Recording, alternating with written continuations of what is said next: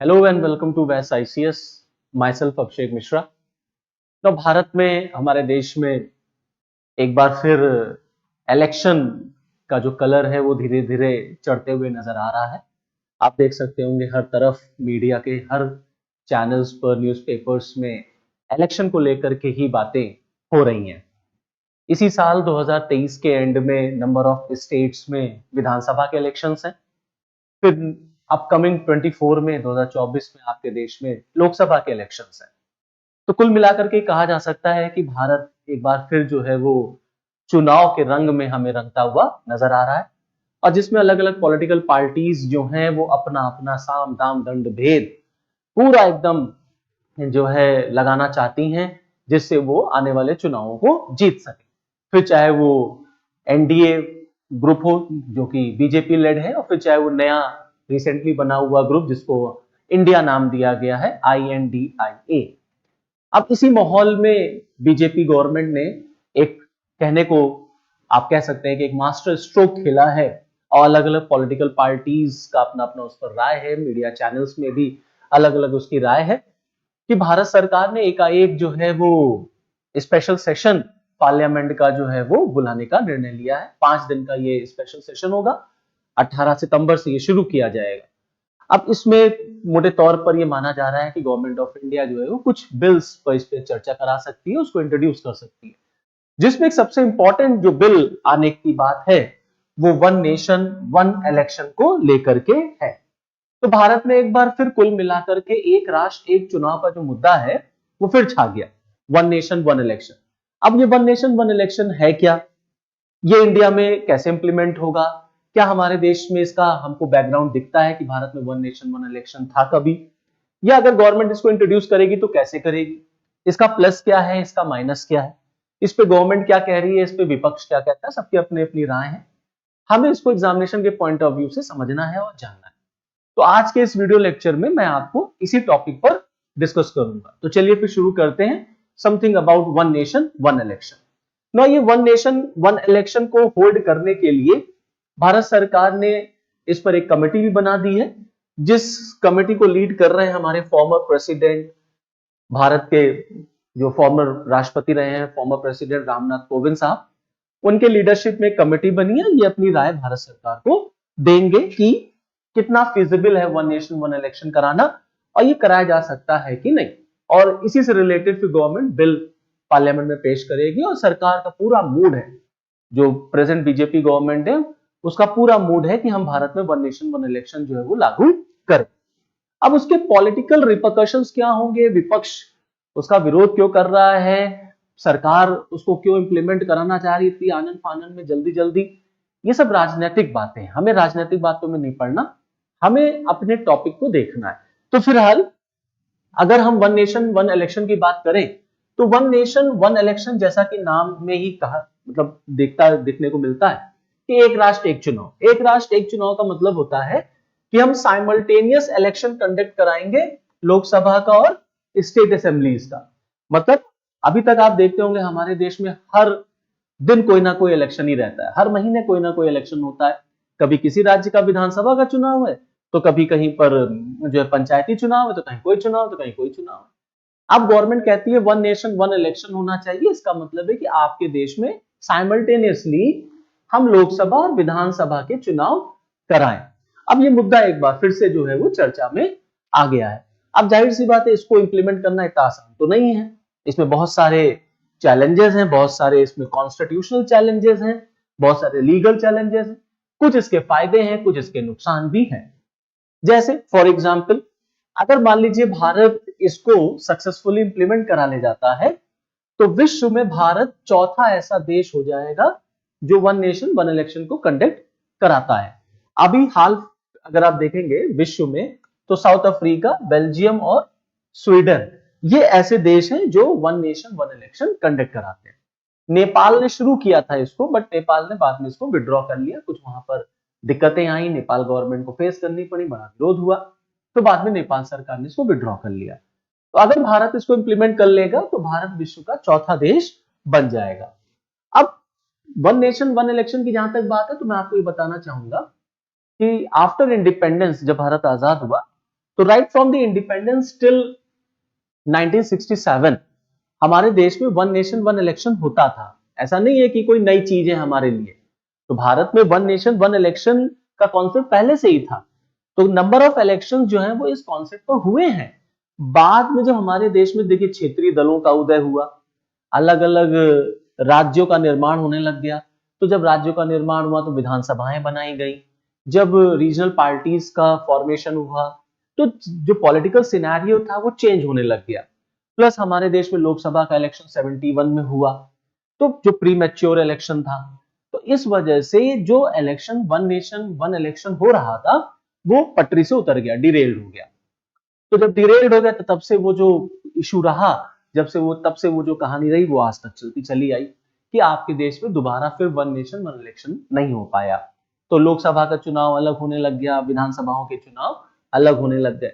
तो कुल मिला के कहा जा सकता है कि one nation one election Bharat के लिए कोई बहुत बड़ी या कोई बहुत नई चीज नहीं है।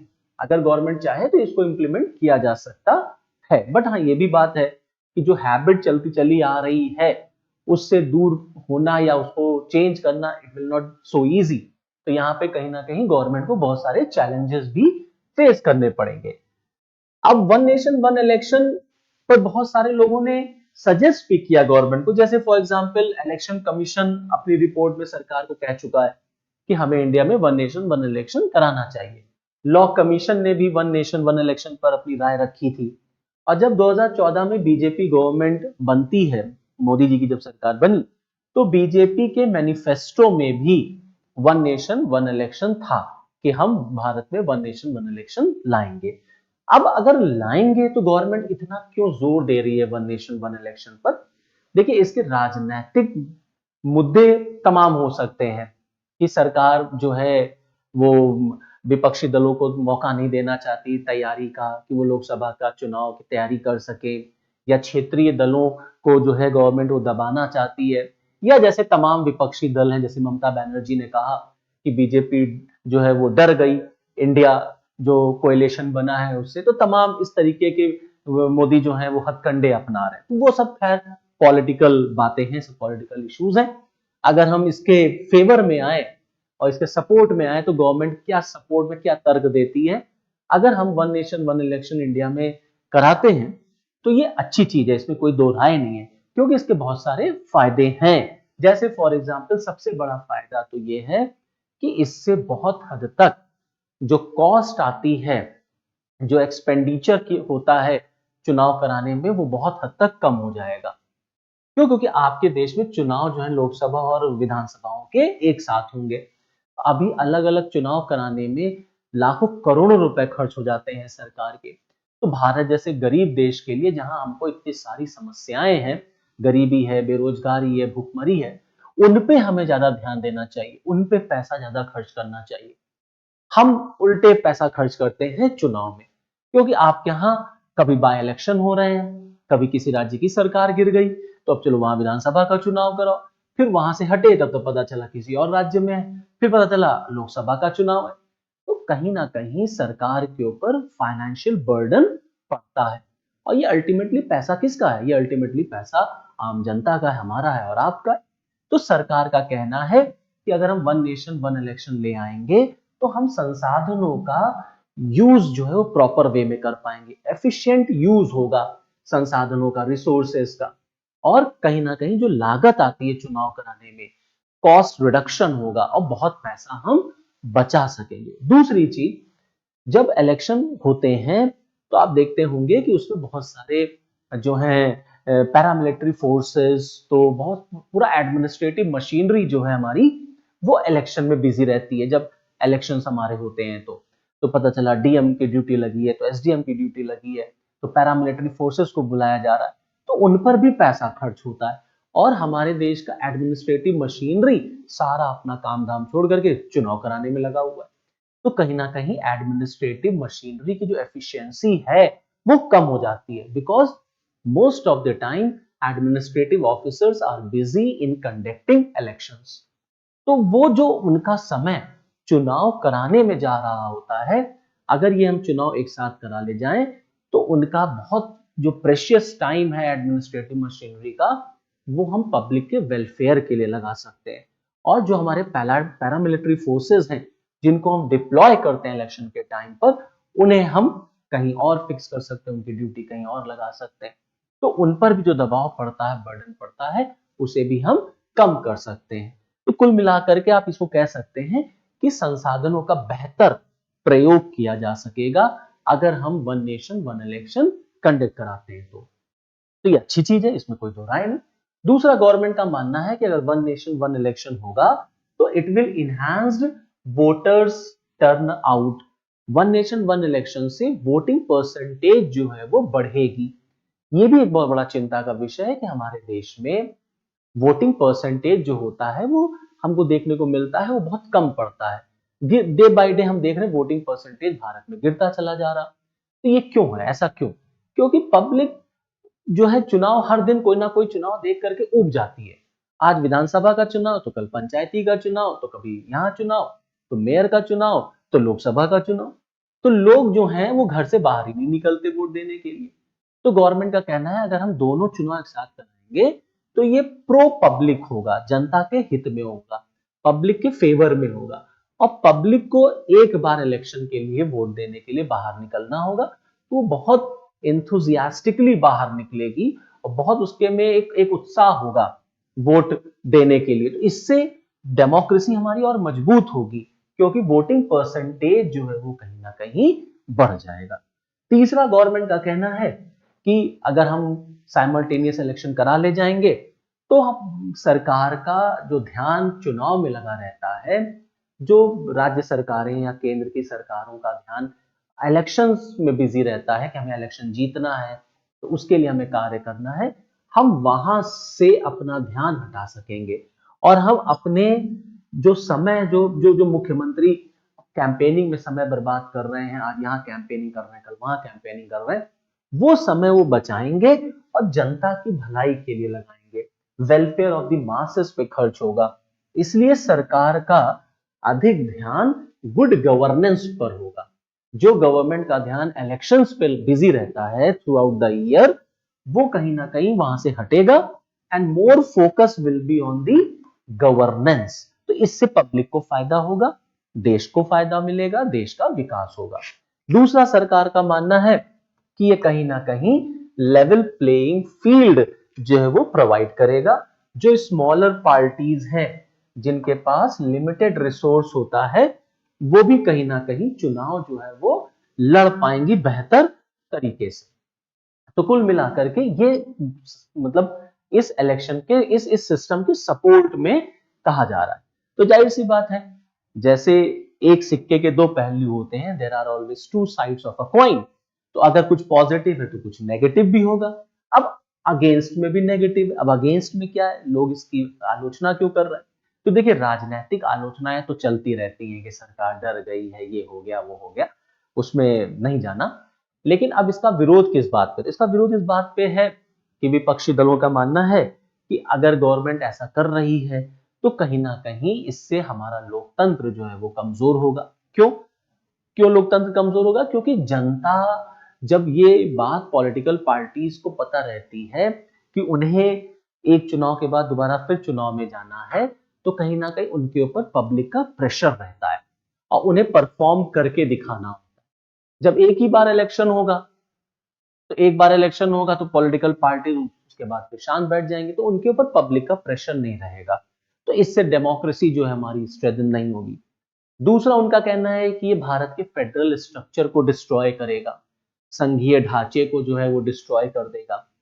क्यों? क्योंकि यहाँ राज्य सरकार की जो पावर है उसको हम अंडरमाइन कर लेंगे।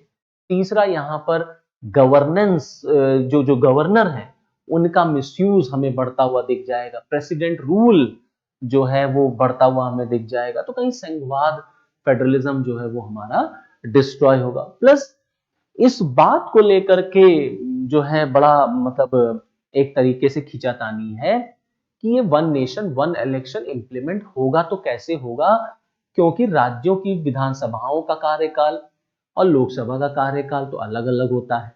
पहले आप इसको एक साथ लाइए, मतलब सबको जीरो करिए। तो अब जीरो करें अगर मान लीजिए हमने यूपी सरकार से कहा, योगी जी से कहा कि आप विधानसभा डिसॉल्व कर दीजिए, तो वो तो शायद हो सकता है तैयार हो जाए। लेकिन जहां नॉन बीजेपी सरकार है, फॉर एग्जाम्पल पंजाब हो गया, फॉर एग्जाम्पल मान लेते हैं राजस्थान है, या तमाम और स्टेट्स हैं, या दिल्ली ही है मान लीजिए, तो अगर हम आम आदमी पार्टी से कहें कि भैया ऐसा है कि अब आप कुर्सी छोड़िए और अब विधानसभा जो हमें डिसॉल्व करनी है, तो क्या भगवंत मान मुख्यमंत्री का पद त्यागेंगे? तो ये बहुत इजी नहीं होने वाला। ये भी एक दिक्कत की बात है कि आप जीरो कैसे करेंगे, सबके सेशंस को कैसे लाएंगे। प्लस ये भी एक आलोचना है कि इससे जो है वो कहीं ना कहीं हॉर्स ट्रेडिंग जो है वो बढ़ेगी, विधायकों की खरीद फरोख्त, सांसदों की खरीद फरोख्त हमें बढ़ती हुई नजर आएगी। कहीं ना कहीं एंटी डिफेक्शन जो डिफेक्शन है वो बढ़ता हुआ नजर आएगा। तो कार्यकाल खत्म होने से पहले ही अगर सरकार गिर गई, मान लीजिए सरकार इलेक्शन हुए बराबर लोकसभा विधानसभा के, और उत्तर प्रदेश विधानसभा में जो सरकार बनी वो 5 साल से पहले ही गिर गई, तो अगर 5 साल से पहले वो गिर गई क्योंकि विधायक खरीद फरोख्त लिए गए, या जो है पार्टी में टूट हो गया, कुछ भी हो गया, अब यूपी विधानसभा नहीं है, विधानसभा डिसॉल्व हो गई, तो अब यूपी की विधानसभा डिसॉल्व हो जाएगी, तो क्या यूपी जो है वो 5 साल तक इंतजार करेगा कि अब जब लोकसभा के इलेक्शन होंगे तभी हमारे इलेक्शन होंगे? ये समस्याएं कैसे दूर की जाएंगी? और अगर उत्तर प्रदेश में गवर्नमेंट नहीं है तो यहाँ पर राष्ट्रपति शासन लगेगा, तो राष्ट्रपति शासन कितने समय तक लगा रहेगा कि जो है हम 4 साल, 5 साल, 3.5 साल राष्ट्रपति शासन ही देख रहे हैं, तो पॉलिटिकल पार्टीज का मोराल अपने आप कम हो जाएगा। तो ये सब तरीके की जो चिंताएं हैं, जो आर्ग्यूमेंट्स हैं अगेंस्ट में, वो कहीं ना कहीं जो है वो विपक्षी दलों की तरफ से, या जो इसके जो स्कॉलर्स हैं वो उठाते रहते हैं कि इस तरीके की समस्याएं हैं इस सिस्टम के अंदर, वन नेशन वन इलेक्शन के अंदर। तो गवर्नमेंट को पहले इन समस्याओं का आंसर देना पड़ेगा, तब कहीं जाकर के इस सिस्टम को इंप्लीमेंट किया जा सकेगा। अब कुल मिलाकर के अगर मानते हैं ये सिस्टम गवर्नमेंट क्योंकि मन बना ही लिया है, तो अब मान लीजिए ये सिस्टम इंप्लीमेंट हो रहा है, तो गवर्नमेंट को क्या करना पड़ेगा इसको इंप्लीमेंट करने के लिए? तो इसको इंप्लीमेंट करने के लिए सबसे पहले तो आपको कॉन्स्टिट्यूशन में अमेंडमेंट करना पड़ेगा, संविधान में संशोधन करिए, 50% स्टेट से उसको रेक्टिफाई करवाइए, प्लस आपको लोकसभा विधानसभा से रिलेटेड आर्टिकल्स में अमेंडमेंट करना पड़ेगा, प्लस आपको पीपुल्स रिप्रेजेंटेशन एक्ट में अमेंडमेंट करना पड़ेगा। तो तमाम संशोधन करेंगे आप, तब जाकर के आप कहीं इस रुकावट को दूर कर पाएंगे और इस चीज को इंप्लीमेंट कर पाएंगे। दूसरा, जैसा मैंने आपको बताया कि सभी राज्यों के साथ कंसेंसस बिठाना, भाई जहां बीजेपी गवर्नमेंट उनके साथ तो चलिए ठीक है कंसेंसस बैठ जाएगा, बट वेस्ट बंगाल का क्या होगा या साउथ इंडियन स्टेट्स का क्या होगा? तो वो राज्य या वो सरकारें क्या मानेंगी क्या? तो कंसेंसस के बिना आप कैसे इसको इंप्लीमेंट कर पाएंगे? तो आपको कंसेंसस ड्रॉ करना पड़ेगा, एक आम राय बनानी पड़ेगी, एक सहमति बनानी पड़ेगी, तब हम इसको आगे बढ़ पाएंगे। और फिर तीसरा है आर्टिकल 356 का यूज, मतलब प्रेसिडेंट रूल का यूज, कि राष्ट्रपति शासन कैसे लगेगा, कितना टाइम लग सकता है, कब लग सकता है, क्या होगा क्या नहीं होगा, क्योंकि प्रेसिडेंट रूल का आज हम बड़ा मिसयूज देखते हैं, जो कि एसआर बोमई केस में सुप्रीम कोर्ट ने इसके मिसयूज को रोकने की बात बोली। उसके बाद भी हम देखते हैं राष्ट्रपति शासन का दुरुपयोग हो जाता है, मिसयूज होता है। तो कल को इस टाइप के सिस्टम में प्रेसिडेंट रूल का मिसयूज किस तरीके से रुकेगा, इस पर भी देखने की बात होगी कि इसको किस तरीके से सरकार जो है वो हैंडल करेगी। तो कुल मिलाकर के ये चीजें, मतलब रुकावटें हैं जिनको सरकार को दूर करना पड़ेगा। तो एट लास्ट अगर हम देखें तो वन नेशन वन इलेक्शन अच्छा एक कॉन्सेप्ट है, भारत में ऑलरेडी था, हमारे देश में अगर इसको हम इंप्लीमेंट कर लेते हैं तो ये बहुत अच्छा सिस्टम होगा, इसके फायदे बहुत हैं। और जाहिर सी बात है भारत जैसे गरीब देश के लिए जहां इतने खर्चे हैं हमारे, वहां इलेक्शन पर हम इतना पैसा खर्च कर देते हैं, ये ठीक नहीं है। तो अगर गवर्नमेंट इसको इंप्लीमेंट कर लेती है तो बहुत अच्छी बात है, लेकिन इस बात का ख्याल रखना चाहिए गवर्नमेंट को that this concept should not be implemented one sidedly or it should not be forced। तो यहाँ पर सरकार को डिबेट, कंसेंसस, एक आम राय बनाते हुए सरकार को इसे इंप्लीमेंट करना चाहिए। और जो विपक्ष के या जो मीडिया चैनल्स में या जिस तरीके से इसका जो इसके क्रिटिसिज्म है, आप इसको आसान से भाषा में कहिए, जो इसकी आलोचना है, जो इसकी कमियां हैं, सरकार को उन्हें दूर करते हुए इसको इंप्लीमेंट कर लेना चाहिए। क्योंकि इसमें कोई दो राय नहीं है कि भविष्य में, और या ये कह लीजिए आज की ये डिमांड है कि भारत में वन नेशन वन सिस्टम होना चाहिए। तो वन नेशन वन इलेक्शन जैसी व्यवस्था हमारे देश की आवश्यकता है, जरूरत है। अगर हम इंप्लीमेंट कर लें तो बहुत अच्छी बात है, लेकिन क्योंकि हम एक डेमोक्रेटिक सेटअप में रहते हैं तो हमें अगेंस्ट को भी सम्मान देना पड़ता है कि अगर कोई भी चीज हम इंप्लीमेंट कर रहे हैं तो उस पर चर्चा होनी चाहिए, उसको हमें किसी को प्रेशराइज नहीं करना चाहिए, उसको थोपना नहीं चाहिए, किसी चीज को फोर्सफुली इंप्लीमेंट नहीं करना चाहिए। तो इसमें लोकसभा के अंदर चर्चा करा के विपक्षी दलों को भी कॉन्फिडेंस में लेकर के इसके फायदे गिना करके इसको इंप्लीमेंट कर देना चाहिए, और जो भी इसमें ड्रॉबैक्स हैं उनको जो है देखते हुए उनको सॉल्व करते हुए जल्द से जल्द से इंप्लीमेंट सरकार करे। और लगता है कि सरकार आने वाले दिनों में इसे इंप्लीमेंट करने के पूरे मूड में है। तो चलिए फिर आज के लिए इतना ही। So okay, thank you.